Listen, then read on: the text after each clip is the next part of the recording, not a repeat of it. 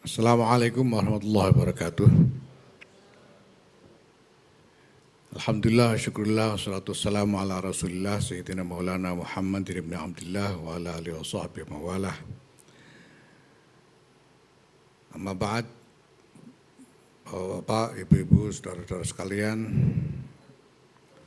saudara Sekjen, saudara Wakil Ketua Umum, Haji Amin Said Husni, yang masih plastiknya belum dibuka.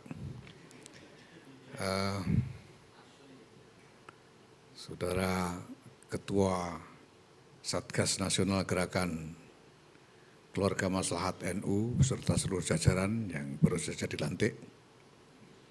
Alhamdulillah, malam ini kita sudah masuk Ashrul Awakhir dari Ramadan. Sudah tanggal 23 kalau tidak salah. Sebentar lagi Lebaran. Selamat menyongsong Idul Fitri yang pertama di abad kedua Nahdlatul Ulama. Saya akan mencoba bicara secara singkat saja, saya tidak akan terlalu banyak menggojologi sekjen atau wakil ketua umum atau yang lain. Jadi pendek kata saja. Pertama, kenapa kita melangsungkan atau menjalankan gerakan keluarga maslahat ini? Karena kita ingin bahwa kehadiran Nahdlatul Ulama bermakna bagi peradaban umat manusia. Itu sebabnya kita membuat tagline merawat jagat membangun peradaban. Dan apabila kita ingin berkontribusi untuk membangun peradaban, tidak ada permulaan yang lebih valid selain dengan memulainya dari membangun keluarga. Maka membangun keluarga maslahat berarti membangun peradaban maslahat bagi seluruh umat manusia. Kedua, bahwa di dalam rangka ikhtiar-ikhtiar kontribusi Nahdlatul Ulama untuk merawat jagat membangun peradaban itu, Nahdlatul Ulama menyusun agenda-agenda dalam berbagai bidang, program-program dalam berbagai bidang dengan segala instrumen yang dimiliki oleh Nahdlatul Ulama. Dalam kerangka itu, maka segenap agenda dan program yang dijalankan oleh Nahdlatul Ulama harus bisa diverifikasi, harus bisa dicek manfaatnya di tingkat keluarga. Kalau keluarga tidak mendapatkan manfaat dari khidmah Nahdlatul Ulama, berarti khidmah itu sia-sia. Maka semua yang dilakukan oleh Nahdlatul Ulama harus bisa diverifikasi, dicek, diuji validitasnya melalui pengaruh dampaknya terhadap keluarga. Selanjutnya, Bapak Ibu sekalian, maka semua agenda yang telah disusun oleh pengurus besar Nahdlatul Ulama bersama dengan lembaga-lembaganya, semua lembaga sudah menyelesaikan Rakernas, dan nanti hasil Rakernas itu akan dikurasi. Semua program yang ditetapkan, dijalankan itu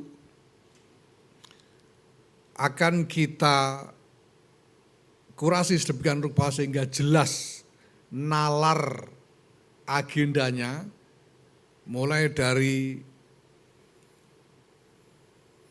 latar belakang pemikiran, masalah yang ingin diadres oleh program itu, sampai dengan output dan outcome-nya, bentuk kegiatan dan pengaruh yang diharapkan dari kegiatan itu.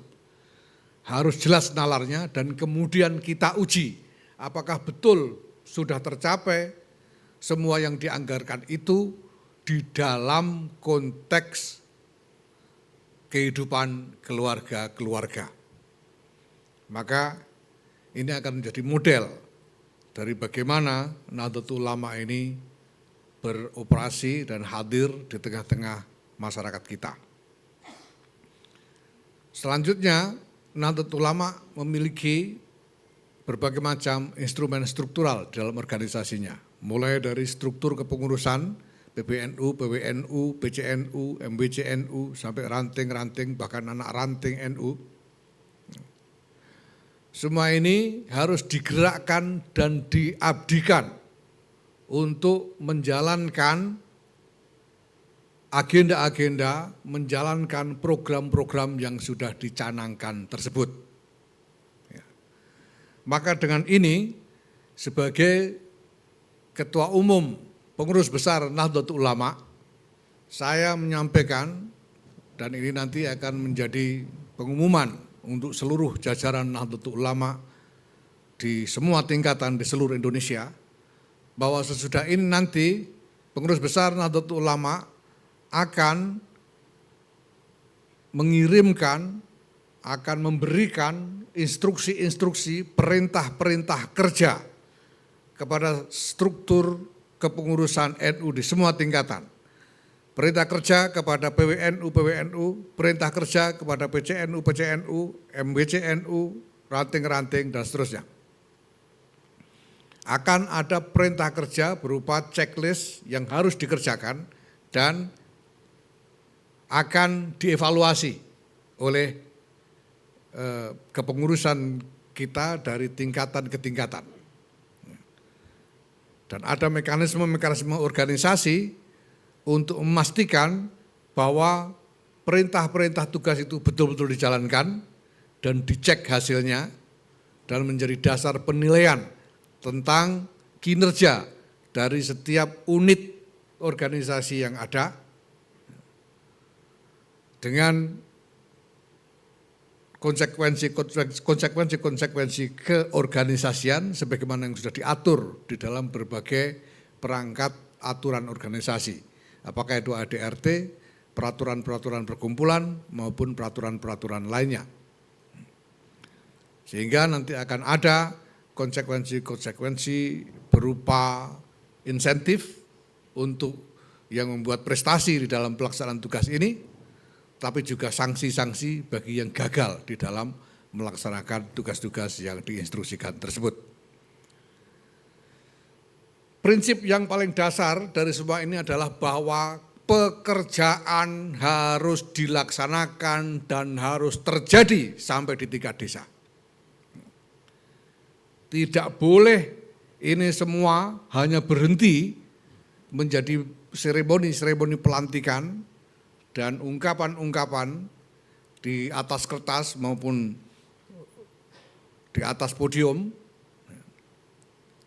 tetapi pekerjaan, kegiatan-kegiatan harus terjadi di lapangan sampai di tingkat desa dengan melibatkan warga. Ini tidak boleh ditawar. Maka sebagai Ketua Umum Pengurus Besar Nahdlatul Ulama, saya menginstruksikan kepada seluruh jajaran Nahdlatul Ulama, jajaran kepengurusan Nahdlatul Ulama, mulai dari PWNU, PCNU, MBCNU, sampai ke ranting NU, untuk sungguh-sungguh mengerjakan instruksi-instruksi, perintah-perintah kerja yang nanti akan diterima dari PBNU. Untuk memastikan semuanya berjalan lancar, karena model pengoperasian organisasi, model pelaksanaan kerja organisasi seperti ini adalah sesuatu yang sama sekali baru.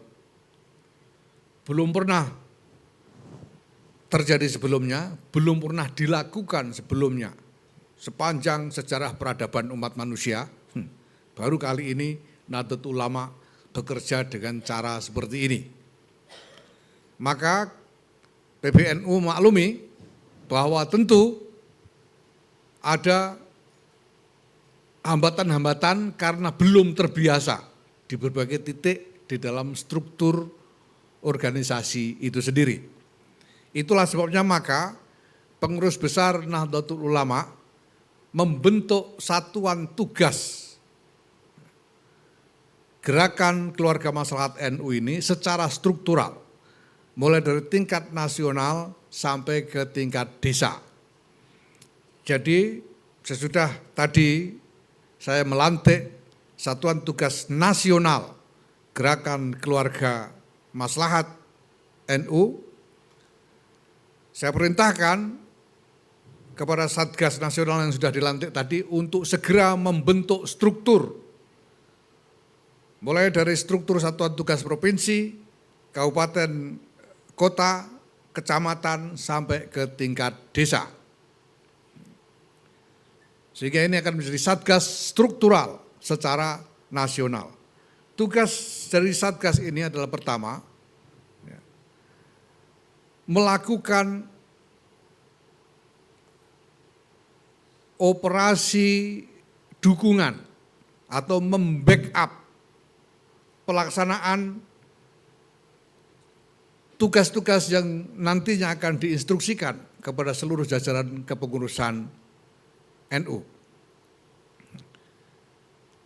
Itulah sebabnya maka di dalam Satgas ini nanti unsur-unsur utamanya adalah dari badan-badan otonom Nahdlatul Ulama, terutama dari Muslimat NU, Gerakan Pemuda Ansor, Fatayat NU, IPNU, dan IPPNU. Ya, mereka lah yang nantinya akan menjadi labor force, menjadi pekerja-pekerja di dalam eksekusi pelaksanaan tugas-tugas itu. Mereka nanti yang akan menjadi kinetic element di dalam struktur operasional dari gerakan keluarga maslahat ini. Kalau ada apa-apa, Satgas ini yang lari-lari. Kalau ada yang harus dikejar, Satgas ini yang harus lari mengejar. Kalau ada yang harus dipikul, Satgas ini harus menyediakan pundaknya untuk memikul. Dan Satgas ini juga saya perintahkan untuk membantu jajaran kepengurusan NU di setiap tingkatan di dalam berhubungan dengan berbagai pihak di luar struktur kepengurusan NU setiap saat dibutuhkan. Apakah itu dengan dinas-dinas pemerintah maupun dengan pihak-pihak lainnya. Satgas ini harus bisa menjadi backup, menjadi jembatan, menjadi saluran koordinasi dan komunikasi dan koordinasi antara jajaran kepengurusan NU dengan pihak-pihak yang lain. Saya juga menginstruksikan agar Satgas nanti melaksanakan fungsi supervisi agar apabila ada hal-hal yang sekiranya di luar jangkauan kapasitas dari unit-unit kepengurusan NU yang ada, karena sekali lagi seperti saya singgung di depan tadi bahwa operasi semacam ini belum pernah dilakukan sebelumnya, maka saya perintahkan kepada Satgas ini untuk memberikan supervisi, memberikan dukungan, karena Satgas ini didesain sedemikian rupa sehingga menjadi satuan tugas berbasis komando, sehingga semua jalur komunikasi dan koordinasi betul-betul langsung dari pusat sampai ke daerah tanpa perlu ada hambatan-hambatan.